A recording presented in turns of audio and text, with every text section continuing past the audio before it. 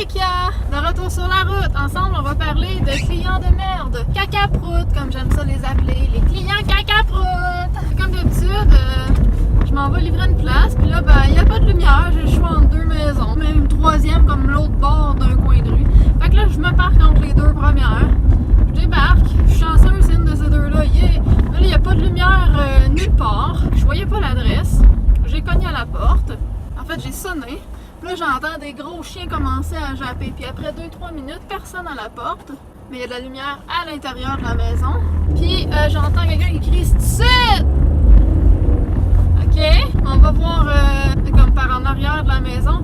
Fallait que je rentre, genre que j'aille sur le côté de la maison, en dessous du toit, là, du garage, que je passe une clôture de métal noir fermée, barrée, OK, que j'aille sur le terrain privé. Ensuite de ça, que je descende des marches de ciment qui ont l'air amenées nulle part pour pouvoir rentrer dans une autre porte, mais genre une vieille porte là, que toutes les couches de peinture s'enlèvent dessus, donc tu sais, tu te doutes pas qu'il y a de quoi là, surtout que c'est une maison, fait que tu te doutes pas qu'il y a des logements là du tout. Là. Puis derrière cette porte-là, il y a une espèce de remise de cave, de vieux sous-sol, et il y a encore une autre porte, et là il y a un logement que des gens étaient en train de peinturer. J'ai fait comme, ben excuse-moi, c'est parce que c'était pas écrit sur la facture, passer sur le côté, par en arrière, passer la clôture, tu sais, écrivez de quoi, allumez au moins votre hostie de lumière, je le sais pas, moi je connais même pas la bonne place. Là j'arrive au deuxième client, bon, en fait c'était le troisième client, parce que le premier client, ben je vous en ai juste pas parlé. Fait que le troisième client, la madame, elle sort dehors, c'est une madame assez âgée, là, ben elle sort dehors sur le balcon, alors que je viens juste de me parquer devant sa cour, là, tu sais, j'ai même pas le temps de débarquer. Pourquoi tu me breaks sec comme ça? C'est pour mettre ton petit flash, hein, mon petit cul. En tout cas, fait qu'elle sort sur le balcon. Là, elle dit, viens ici, là, à l'entrée sur le côté. Je fais comme, ok, j'ai pas le temps de débarquer de l'auto. Fait que là, je débarque de l'auto. Puis là, je vois qu'il y a une entrée. C'est parce qu'il y avait comme deux entrées de cours de chaque côté de la maison, ok? Puis là, je pensais qu'elle voulait me dire que l'entrée pour aller sur le balcon où ce que madame est sortie, je pensais qu'elle était pour me dire que c'était parce qu'il faut que je passe sur le côté, genre, parce qu'il y avait tellement de stock de déco de Noël, de buissons, qu'on voyait pas bien là, la rampe d'escalier, genre, elle était sur quel côté du balcon. Fait que je pensais qu'elle me disait ça. Mais là, j'arrive là, puis elle ferme la porte. Ok, c'est parce que t'étais dehors sur le balcon il y a une minute, là. Pourquoi tu me fermes la porte quand j'arrive? Là, je m'en vais sur le côté de la maison. Elle voulait dire sur le côté de la maison, mais là encore là, il fallait que je rentre en dessous d'un abri, tu sais, les abris d'hiver là, en toile, là, comme une tente là, avec un zip. Là. En tout cas, il fallait que je rentre en dessous de tout ça.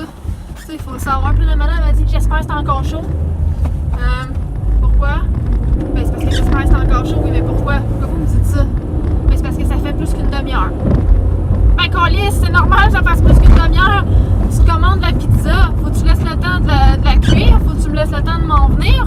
Puis, genre, si ta commande, elle commence pas immédiatement après, là, si on a d'autres avant à faire, là, une demi-heure, ben j'espère une demi-heure. Tu l'auras pas avant, c'est sûr, franchement, là. Tu sais que le monde sont chialeux. Et pour finir cette soirée, pour vous parler d'un dernier client, chaque fois que je vais là, il est quand même pas mal loin, là, en campagne. Puis chaque fois que je vais là, il est toujours avancé en alcool, ok? Il se tenait même pas debout, puis il a comme reculé, il a comme tombé comme de 3 pas par en arrière. Puis là, il s'est tenu sur son mur de briques de maison parce qu'il était sur le balcon. Mais là, au moins, vu qu'il fait froid, qu'il mouille, tout ça, il est arrivé en jogging avec un gros coton été. Sauf que d'habitude, il sort en bobette ou en boxer dehors, tu sais. Je sais pas pourquoi, il est toujours sous, même s'il est tout seul. Il a l'air à vivre tout seul, je sais pas, en tout cas.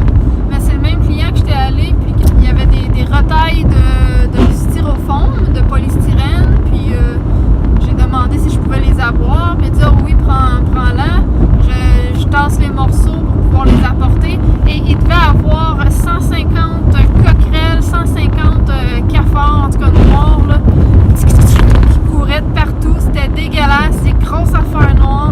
Il y en avait partout sur son terrain, partout, proche des bacs de poubelles, de vidange et proche de sa porte d'entrée.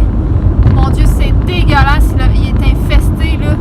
On parle clairement d'une infestation ici. Wesh.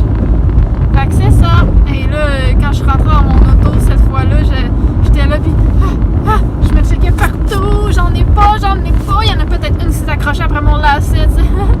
paranoïa un peu. J'étais là, j'ai peut-être des œufs qui sont sur les morceaux de polystyrène que j'ai rentrés. Puis là, j'étais là, oh non! Mais tu sais, ça doit même pas pondre d'œufs, en tout cas, bref. J'ai un peu paniqué, puis en arrivant chez moi, je les ai sortis un par un, super délicatement. Je les ai toutes lavées au complet. J'avais secoué toute ma valise de chambre dehors en sortant le tapis puis tout. Voilà! Fait que là-dessus, je vous laisse parce que de toute façon, ça doit être plate de voir une tête noire qu'on voit pas à moitié.